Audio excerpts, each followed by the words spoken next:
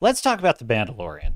There's a lot of buzz about this latest episode being the first good episode. It was so good. Because I heard this buzz, I thought I need to give this a really good try. I need to really just be fair to it, because if it's good, it's good. Disney just can't help themselves. Once they get their hands around the throat of that golden goose, they just can't help but squeeze. And so here we are. Captain's Log, previously on the Captain's Cast live stream, live every Thursday and Sunday, with me, Captain Garrett. Shall we play the tape? Let's play the tape. I shall deal with our Mandalorian friends.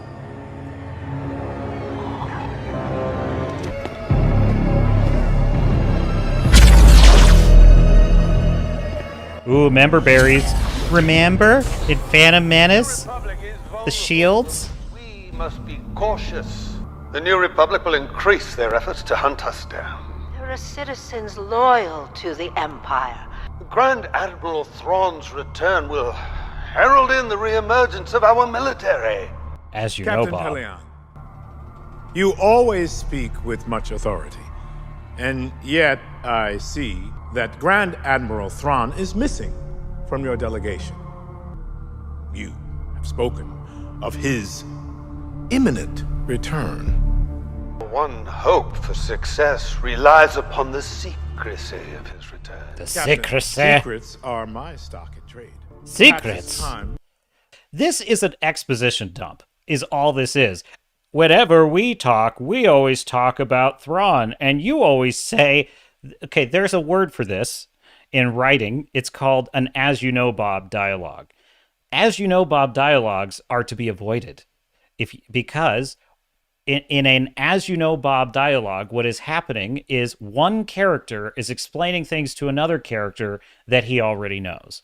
As you know, Bob, we must be secret. We must have secrecy at all times. And as you know, Bob, Admiral Thrawn is coming back any day now. And as you know, Bob, we're always talking about when is he coming back? And I don't know when he's coming back. But secrecy is of the essence. Yes. Yes, yes, yes. we look to new leadership. We already received your request. 3 Praetorian guards. Stop the Sounds like- tape. What? That's another one right there. We already received your request. Remember that you sent us a request, Bob? This is so bad. Someone is concerned about an assassination This is attempt. This is Hux's father, by the way. What? A resurgent Mandalor would hamper our efforts. Which is why we need to stamp them out. You'll have your reinforcements. Long! But so this is like clips of this. This isn't like the full dialogue. It's just kind of clips of it. But in that dialogue too, he's saying, well, I need this many ships and I need this many things. And like, we're not going to give you those things. That's too many things. And he's like, but I need them because Mandalore is resurgent. And then the guy's like, oh, but a resurgent Mandalore would be terrible. He's like, okay, we will give you all those things. All those things are now on the way. I'm like, oh my God, there is no art in any of this dialogue. It's literally transactional. It's like, we need to dump all the exposition, and then we just need the character to just get what he needs so that we can move on. Notice the music, by the way. Roll the tape. Live the Empire! Long live the Empire! We shall be rid of the Mandalorians once and for all.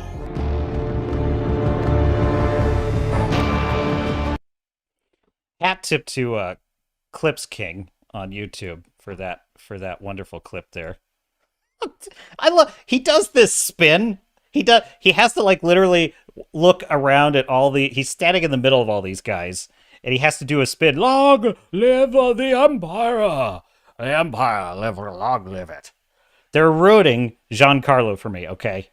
This is a good actor, and look what they're doing to him. They're doing the same thing to him they're doing to Katie. Oh, and you ain't seen nothing yet. I've got more clips, my dear sailors and star nuts. I have not begun to rest my case.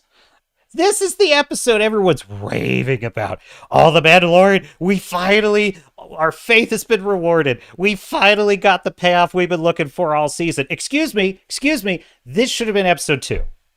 This should have been episode 2. This is the second to last episode of the season. What was I saying in the very beginning of this season? What did I say we needed? We needed an antagonist. We finally get an antagonist in episode 7. This is ridiculous. This show is an embarrassment. It's pathetic. Starfury says, I swear I've read better dialogue on Tumblr. I believe you. I do. Because look this is bad fan fiction, folks. This is bad fan fiction. Yeah, oh, we will rid the galaxy of the Mandalorian threat for all. Long live the Empire. I'm like, this is the man who played Gus Fring. How the mighty have fallen. Gus Fring, one of the most complex, nuanced, fascinating characters I've ever seen in a TV show. This episode is so stupid. So they go to Mandalore, the Mandalorians, they're reclaiming their home planet, and they land on just this plain of glass, and there's just nothing there. And this is another big dumb monster fight. They meet some Mandalorians who are kind of like Mad Max survivors, and they're just exploring. They're just hanging out, just like, yeah, it's the most sad group of homesteaders you've ever seen. They're just like, well, I guess we're home now. We're just going to start. Anyway, so the big payoff, right, is that all this time, Moff Gideon has been on Mandalore all along, and he has been building, you guessed it, another secret fleet of like all the ships he needs to take over the galaxy on Mandalore using Beskar. And so this is the amazing, exciting, powerful reveal. Are you ready for this? What is this place? It's an ambush. It's always an ambush, isn't it? Oh god, I forgot about that. Grogu in the robot now. It's that.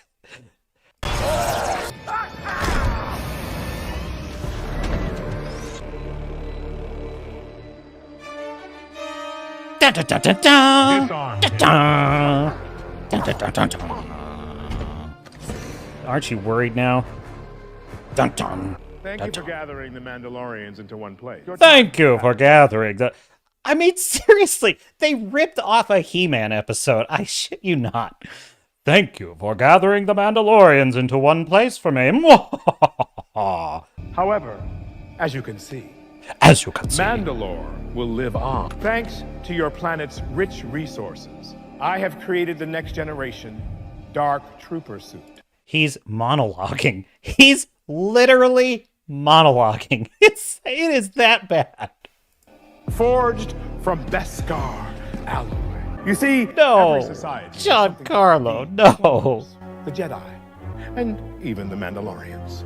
By aggregating the best of each, I will create an army that will bring order to the galaxy. Activate the interceptors and bombers. No! No! Bo-Katan, the most exciting hero you've ever seen in a TV show, right? What's her... No! I'm like, what is that? She's got no character, and that is just more proof of it. But how about... so he's monologuing, and he's literally saying, I swear to God, there is a thesaurus of just villain replies, or just villain lines, and someone just went to that thesaurus and just copy-pasted, as you can see, this is the part where you surrender, activate Death Ray. They just pasted all the most basic lines you could find for a villain. And Giancarlo, how does he look at himself after doing this? Like, how can he not be embarrassed to be in this? In but a few moments, the This purge music! of Mandalore will be complete. Dun dun Take dun him dun. to the debriefing room. I should have killed you when Take I had her. the chance. I believe Oh, in but a few moments, I don't want you to miss this purge part. of Mandalore will be complete. Take him to the debriefing room. I should have killed you when I had the chance. Hero's thesaurus. Hero responses to a villain. Right to the thesaurus. It was probably the first one they found. Possible responses of a hero. I should have killed you when I had the chance. Copy. Paste. And now I can go back to watching Netflix. And once I email this script to my boss. I believe this is the part where you return the dark saber to... I believe this is the part. He did not just say that. He did not just begin a line of dialogue with that. its rightful owner. Now, surrender the dark saber and tell these people that this planet is mine. This is the way. The way is to shoot at a window. You can't damage the blast door. The way is to shoot at it. What are they doing? They literally are incapable of writing interesting dialogue in this show. Like these people, that's the best line you could come up with. How about tell your soldiers to lay down their arms? There's no need for them to die. That's not even a good line, but even that would be better. I mean, one rewrite, folks. One rewrite. For God's sakes. Fu Man Blue says, does Baby Yoda have a suit? He has a suit. Do you want to see it? Hang on. I got you, Fu Man Blue. There it is.